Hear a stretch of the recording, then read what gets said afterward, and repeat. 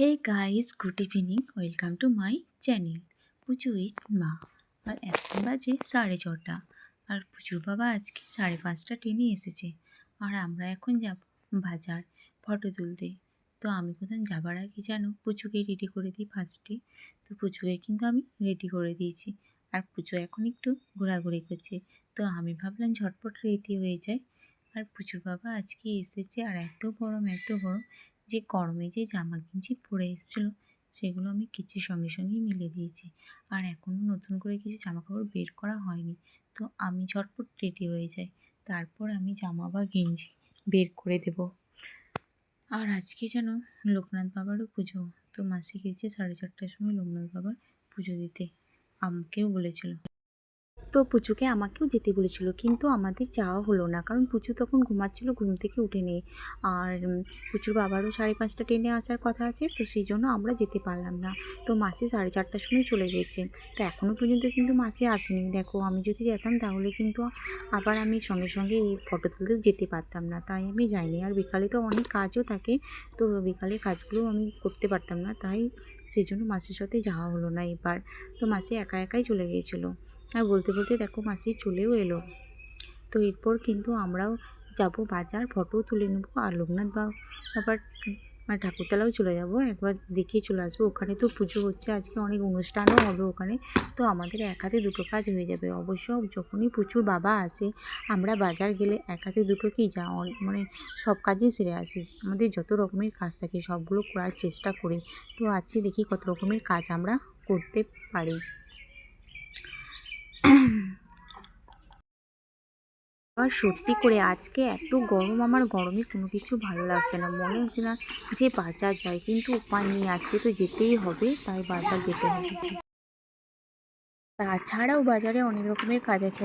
আজকে আমার কী সবজি শেষ হয়ে গেছে, আর দুদিন থেকে প্রচুর স্কুলও খুলেছে, পুচুকে স্কুলে আনতে যাচ্ছি, আর সেই টাইমটাতে সবজিওয়ালারা চলে আসছে সবজি বিক্রি করতে। তো আমি আর সবজি কিনতে পারছি না, দুদিন থেকে আমার অনেক কষ্ট হচ্ছে রান্না করতে, সবজি হচ্ছে না। সবজি না হলে তো ভালোই লাগে না, তো সেই জন্য ভাবছি কিছু সবজিও বাজার থেকে কিনে নেবো। আর প্রচুর বাবা আবার তো মঙ্গল বুধবার করে আসবে, সেদিনে আলু টালু সব কিনে রেখে দিয়ে যাবে। তো আজকে অনেকগুলো জিনিস কেনার আছে বাজারে, সেই সবগুলো সব কিনে নেবো। না কিনলে প্রচুরও অনেক জিনিস কেনার আছে, তো ওর জিনিসগুলো সব কিনে নেবো, যতটা পারবো আজকে করে নেবো। তো দেখো মাসি আবার বলছে যে মেঘ করেছে, তো আমরা মেঘ দেখে কিন্তু বেরিয়ে গেলাম তাড়াতাড়ি করে। আর প্রচুর বাবা এখন দেখো গাড়ি ঘোরাচ্ছে, আর এখনও কিন্তু দেখো এই সবে সন্ধে লাগলো। তো যত তাড়াতাড়ি পারবো আমরা কাজটা ঝটপট করে নেব। আর পুচু আজকে এই ড্রেসটা পরে নিল, আর আমি এই ড্রেসটা পরেছি, আর পুচুর বাবা ওটা পরেছে। তো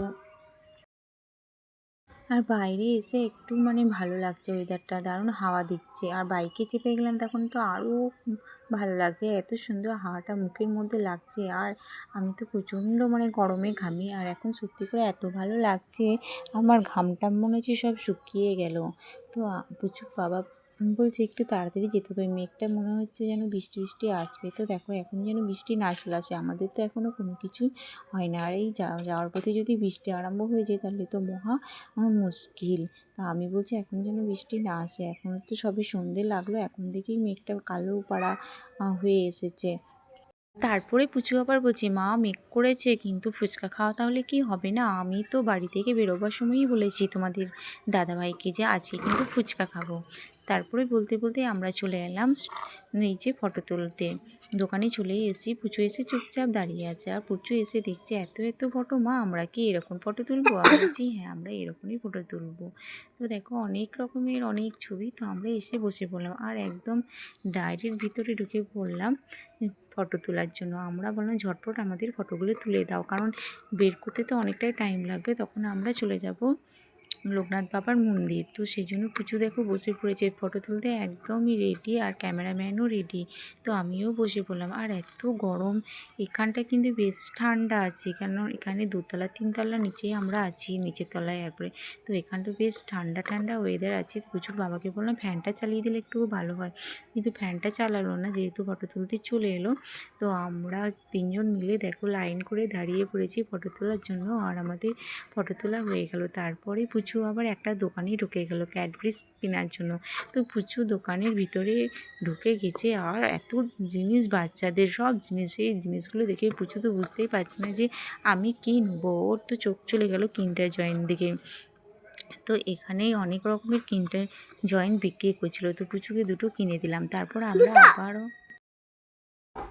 আমরা দেখো সোজা এবারে চলে যাচ্ছি লোকনাথ বাবার মন্দির, ওখানে প্রণাম করব আর একটু বসবো, প্রসাদ খাবো, তারপরে আমরা কিন্তু আবার চলে আসবো বাজারে যে কাজগুলো আছে সেগুলো করে নেব।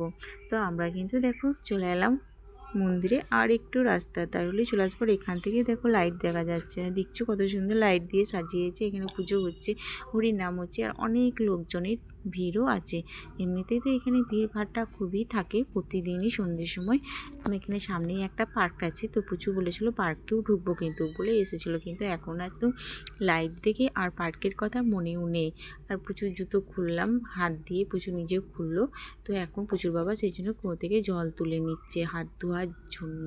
তো পুচু দেখো দাঁড়িয়ে আছে আর দুজন মিলে জল তুলছে, আর আমি এখানে দাঁড়িয়ে ভিডিও করছি। আর আজকে সত্যি এখানটা এত সুন্দর লাগছে, মানে কী বলবো, চারিদিকে এত লাইট তো দেওয়া থাকে না। আজকে ধরো পুজো বলে এত লাইট, এত লোকজন, আর এদিকে গান বাজনাও হচ্ছে। ওই তো দেখতেই পাচ্ছ ওখানে হচ্ছে গান বাজনা। তো এখানে কিন্তু খুব সুন্দর লাগছে দেখতে। কতক্ষণ থাকতে পারবো এটাই হচ্ছে কথা। আবার আজকে তো মেঘও করেছে, বুঝতেই পারছো, এক দুপুরটা করে আবার বৃষ্টিও পড়ছে।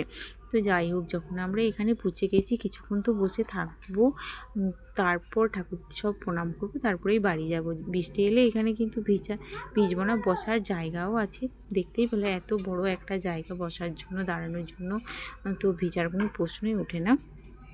তো সেই জন্য কোনো ভয়ের কারণ নেই। তাই এখন এখানেই আমরা ঘুরে বেড়াচ্ছি। পুচু তো খুব খেলছে, পুচু এই জায়গাটা এলে ওর তো খুব ভালো লাগে, আর এই যে একটা আমরা ওই দোকানে গিয়ে চার্জার কিনলাম। তো কদিন থেকে দিদা বলছে চার্জার কেনার জন্য, তো আমরা ওই দোকানটা থেকে একটা চার্জারও কিনে নিলাম। আর চার্জারটা আমার ব্যাগের মধ্যেই ঢোকানো আছে, তো একবার চেক করে দেখলাম চার্জারটা কোথায় রাখলাম, বুঝতে পারছিলাম না, তো আমি আমার ব্যাগেই রেখে দিয়েছিলাম।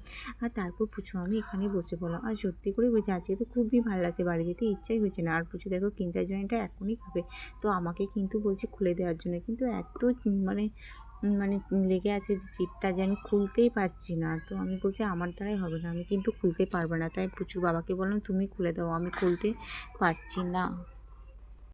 তো আমি কিন্তু খুলতে পারলাম না, তাই পুচুর বাবাকে দিয়ে দিলাম। আর এদিকে দেখো তারপরেই প্রসাদ দিচ্ছে, এখন প্রসাদ খাবো।